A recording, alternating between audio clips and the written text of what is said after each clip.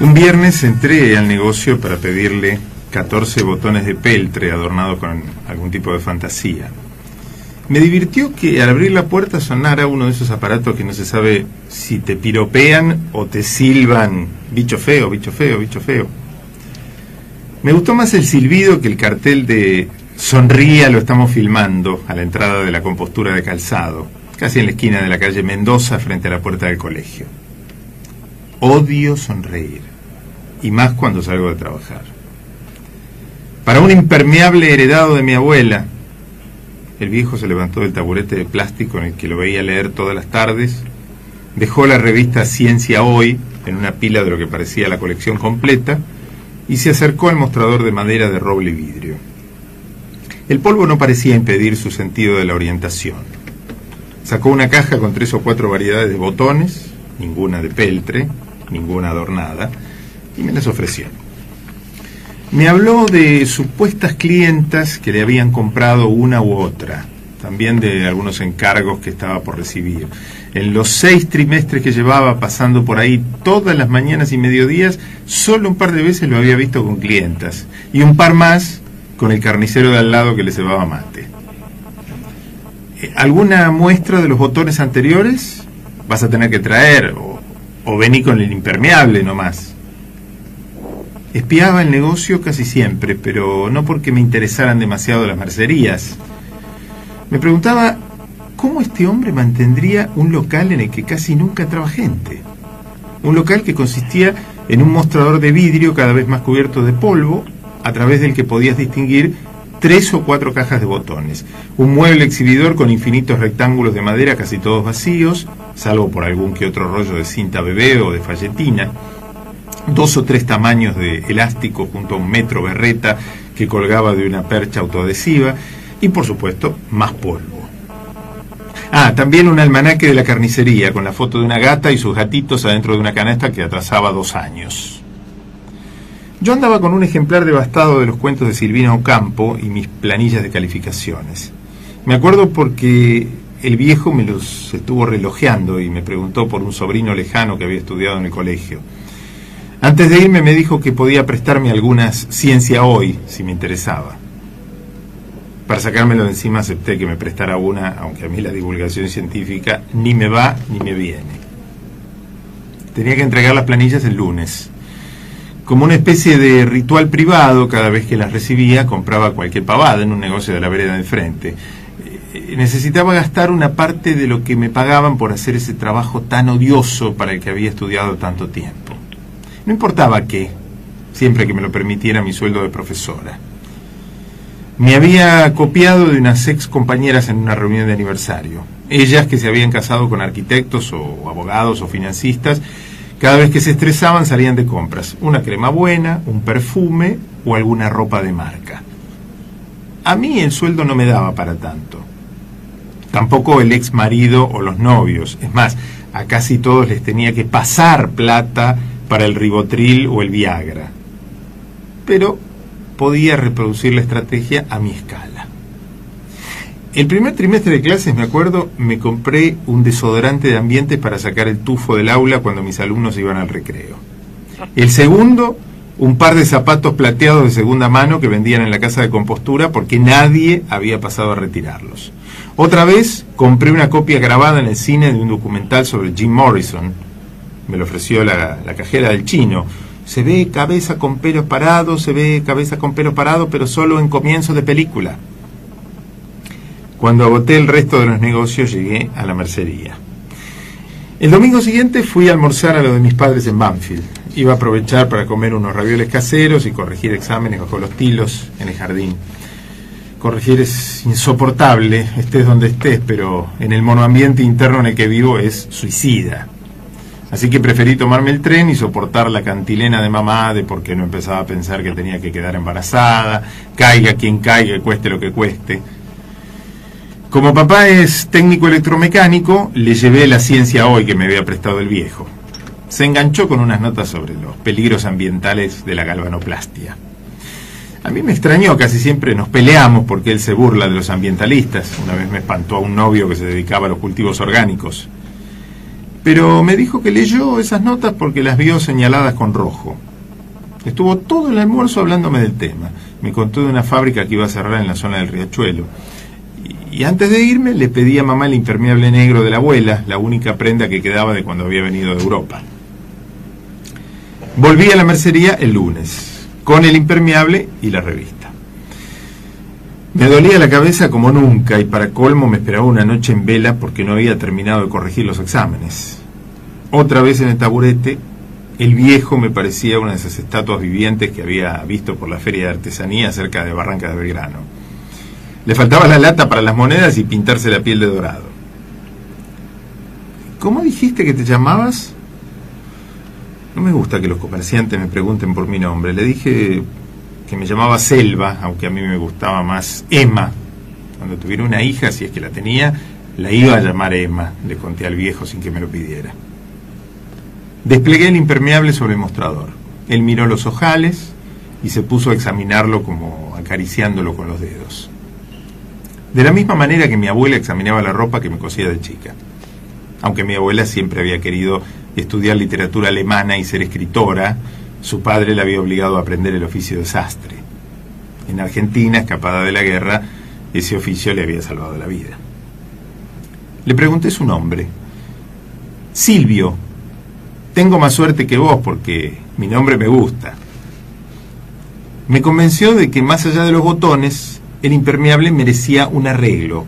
Sacó un costurero de mimbre y tomó las medidas. Mientras deslizaba la tiza sobre el matelacé para marcar la pinza debajo del pecho, sentí un escalofrío que me recorrió desde la punta del corpiño hasta la entrepierna. Pucha, pensé, yo que trabajo con tizas todo el tiempo nunca me había dado cuenta. Quedamos para la semana siguiente. No le devolví la revista. Me olvidé o quizá quería espiar lo de la galvanoplastia. Me pidió que fuera con vestido para poder evaluar mejor el largo del ruedo. A mí me molestaba bastante ir a trabajar con medias cancán porque los chicos se burlaban de mis varices o intentaban levantarme la pollera en algún descuido. Además solamente tenía medias de descanso que te engordan todavía más las piernas. Pero le hice caso. Tuve que ponerme los zapatos de taco que había comprado en la compostura porque es que con los abotinados que uso siempre ni siquiera me animo a mostrar los tobillos. Junto a la puerta de la mercería me encontré al carnicero tomando mate. Sonrió cuando me vio trastabillar con los tacos altos. Me pareció que sonaba más fuerte el bicho feo, bicho feo, bicho feo de la entrada. Descubrí que al lado de la caja registradora había un espejo. Silvio salió de la trastienda con el impermeable lleno de hilvanes y lo dejó sobre el mostrador. Me llamó la atención que estaba afeitado, tenía el pelo peinado para atrás, con gomina, y olía a Old Spice. Me gusta el perfume de la Old Spice, casi tanto como el desodorante de ambientes. Lo entallé, me dijo. Viste que vuelve la moda del 35. Le alcancé la revista Ciencia Hoy que ni siquiera había ojeado. Muy buena la nota de la galvanoplastia, mentí. Tantos peligros de los que ni nos damos cuenta. ¿Miraste el recuadrito que te dejé marcado? Sí, claro, volví a mentir. Esa fábrica en el Riachuelo, tanta gente sin trabajo. Silvio sacudió la mano delante de su cara. No, eso no, Emma. Era la primera vez que me llamaba por un nombre, el que yo le quería poner a mi hija. El articulito histórico, el de Roberto Art. Te lo di a propósito. Sentí que me iba poniendo colorada, como algunos de mis alumnos cuando descubro que en lugar de leer el libro se bajaron el resumen de internet. Yo me acordaba poquísimo de Roberto Art. Lo había estudiado bastante en la facultad, en esa época estábamos todos con eso de que la literatura debía ser un cross a la mandíbula. Hasta las que después se casaron con financistas. Pero casi no figuraban en los programas de secundario en el que trabajaba, lo habían cambiado por unas letras de canciones, no me acordaba si de rock o de Joaquín Sabina. Probate el impermeable, me apuró el viejo. voy a buscar una cosa que tengo para mostrarte. Se metió en la trastienda. Intenté calzarme el impermeable. Estaba tan entallado que no me cerraba. Tuve que quedarme en camiseta. Vi en el espejo que por el frío se me marcaban un poco los pezones. Otra vez esa sensación como de hundirme en un merengue pegajoso. Respiré hondo y me lo puse. Ya tenía colocado los botones de peltre con un tipo de fantasía que creo alguna vez había visto en el costurero de mi abuela. Silvio salió con 2 o 3 cajas de medias Can-Can. En la sala de profesores hablamos mucho de medias. Como pasamos bastante tiempo paradas, nos convienen las de descanso. Son carísimas, pero hasta las de buena marca se corren enseguida. Bueno, sacó de una de las cajas una bolsita de plástico de medias de lycra sedificada. Parecían bastante cualunques, tipo Cocod o Magnetic. ¿Por qué no te lo probás con estas medias? Te va a lucir mejor. Me señaló un bañito del que salía olor a pis para que pasara a cambiarme. No se sentían mal las medias del viejo. Una raya vertical atravesaba mis pantorrillas y eso les daba un aire interesante. Pisé sobre la tapa del inodoro y deslicé una tiza que había quedado en el bolsillo a lo largo de mi pierna izquierda. El viejo me hablaba desde el taburete. ¿Viste que son irrompibles? ¿Que no se corren? Las medias las tenía guardadas hacía años, me contó. Eran, según él, una de las muestras de las que había mandado a fabricar Art antes de morirse. Se las había robado unos días antes del infarto. Quizá el escritor se había infartado por culpa de ese robo, vaya uno a saber. Pero él no sentía culpa. Tampoco Art había sido compasivo con Silvio. De todas formas, hasta el momento no había podido explotarlas porque tenía que vencer la patente. Las había guardado sin saber qué hacer con ellas. Ahora se le ocurría, en una de esas a mí me interesaban. Eran como una obra de arte que se vendía de contrabando, dijo. Una especie de reliquia. Cuando salí a mirarme en el espejo, las mejillas púrpuras, algunos mechones sobre la frente, vi que se me había saltado el primer botón. Me gustó ver la forma que tomaba mi escote. Creo que Silvio lo notó. Por suerte no te traje para que me arregles un vestido de terciopelo, le comenté. Me reí sola. Casi nunca se me ocurrían ese tipo de chistes, quizá porque en los últimos años la literatura había dejado de interesarme. Silvio no se inmutó. Estaba claro que su historia era mucho mejor. Siguió hablando de galvanoplastia, de rosas de cobre, de problemas legales o ambientales que le habían impedido seguir. También habló de las corporaciones de fabricantes de medias que durante todo ese tiempo, según él, lo habían boicoteado. El negocio es que las medias se corran. En el bañito, cuando me las saqué, se me rasgaron un poco en la parte de la cintura. Las metí en el celofán para que no se notara. Aunque tuve la intención, no se las pude comprar. Me pedía un precio astronómico. Son una reliquia, repetía, una obra de arte. Le pagué los botones y el arreglo del impermeable. Como souvenir me dejé las tizas del bolsillo. Antes de irme me acerqué a saludarlo. Rocé sus labios con los míos. Apenas, para probar cómo era. Su boca tenía sabor a viejo o a muerto, pero me gustó. En la puerta me encontré con el carnicero. Me ofreció un mate mientras me guiñaba el ojo.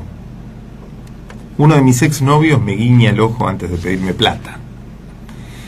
El carnicero tenía las manos ensangrentadas. No acepté. ¿Qué te dijo el delincuente ese? Mirá que a todas les cuento una historia distinta. No contesté. Tuve que salir corriendo porque vi que venía el 65 que me deja justo en la puerta del edificio. Pisé una baldosa rota, se me quebró el taco de los zapatos plateados. Cuando subí la escalerita del colectivo parecía renga. 2 alumnos míos que estaban sentados en el fondo me miraban y se reían. No me importó. Decidí que al otro día, por primera vez en 6 trimestres, iba a faltar a la escuela. Esa noche, cuando llegué a casa, puse la película de Jim Morrison. Era un documental que retomaba las leyendas que habían circulado después de su muerte. Unos pocos avalaban la versión oficial del paro cardíaco en la bañera. El dueño de un club nocturno revelaba que Jim había muerto de sobredosis en el baño de su discoteca después de inyectarse con drogas duras. Iggy Pop se reía de la ficción que habían creado con Phantom's Divine Comedy. En ese disco del 74 le habían hecho creer al público que su voz era la de Jim. Un abuelo hippie de California aseguraba que Morrison había fingido su muerte para librarse de los paparazzis y que ahora era un viejito feliz que disfrutaba de sus nietos.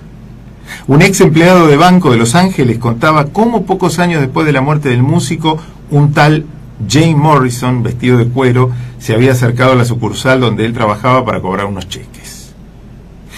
Durante un recital, el cantante de una banda grunge de San Antonio, Texas, decía estar poseído por el espíritu de Jim, mientras con la mirada perdida en el cielo raso cantaba Breaking Through to the Other Side.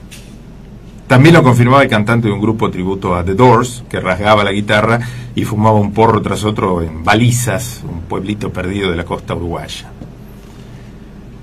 La película solo mostraba testimonios, no tomaba partido por ninguno. La imagen final era una especie de traveling lento sobre las tumbas del cementerio de Père Lachaise y terminaba en el epitafio de Morrison: cada quien su propio demonio.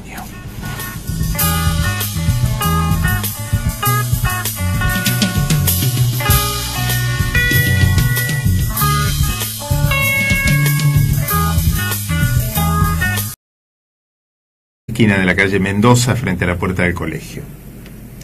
Odio sonreír, y más cuando salgo de trabajar. Para un impermeable heredado de mi abuela, el viejo se levantó del taburete de plástico en el que lo veía leer todas las tardes, dejó la revista Ciencia Hoy en una pila de lo que parecía la colección completa y se acercó al mostrador de madera de roble y vidrio. El polvo no parecía impedir su sentido de la orientación. Sacó una caja con 3 o 4 variedades de botones, ninguna de peltre, ninguna adornada, y me las ofreció. Me habló de supuestas clientes, estuvo relojeando y me preguntó por un sobrino lejano que había estudiado en el colegio. Antes de irme me dijo que podía prestarme algunas Ciencia Hoy, si me interesaba. Para sacármelo de encima acepté que me prestara una, aunque a mí la divulgación científica ni me va ni me viene. Tenía que entregar las planillas el lunes. Como una especie de ritual privado, cada vez que las recibía compraba cualquier pavada en un negocio de la vereda de frente. Necesitaba gastar una parte de lo que me pagaban por hacer ese trabajo tan odioso para el que había estudiado tanto tiempo. No importaba qué, siempre que me lo permitiera mi sueldo de profesora. Que le habían comprado una u otra, también de algunos encargos que estaba por recibir. En los 6 trimestres que llevaba pasando por ahí todas las mañanas y mediodías, solo un par de veces lo había visto con clientas, y un par más con el carnicero de al lado que le cebaba mate. ¿Alguna muestra de los botones anteriores? Vas a tener que traer, o vení con el impermeable nomás. Espiaba el negocio casi siempre, pero no porque me interesaran demasiado las mercerías. Me preguntaba cómo este hombre mantendría un local en el que casi nunca entraba gente. Un local que consistía en un mostrador de vidrio cada vez más cubierto de polvo, a través del que podías distinguir 3 o 4 cajas de botones, un mueble exhibidor con infinitos rectángulos de madera casi todos vacíos, salvo por algún que otro rollo de cinta bebé o de falletina, 2 o 3 tamaños de elástico junto a un metro berreta que colgaba de una percha autoadhesiva y, por supuesto, más polvo. También un almanaque de la carnicería con la foto de una gata y sus gatitos adentro de una canasta que atrasaba 2 años. Yo andaba con un ejemplar devastado de los cuentos de Silvina Ocampo y mis planillas de calificaciones. Me acuerdo porque el viejo me los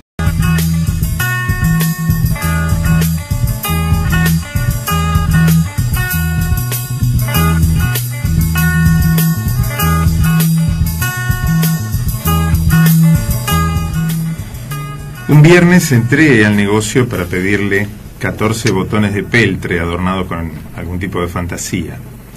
Me divirtió que al abrir la puerta sonara uno de esos aparatos que no se sabe si te piropean o te silban: bicho feo, bicho feo, bicho feo.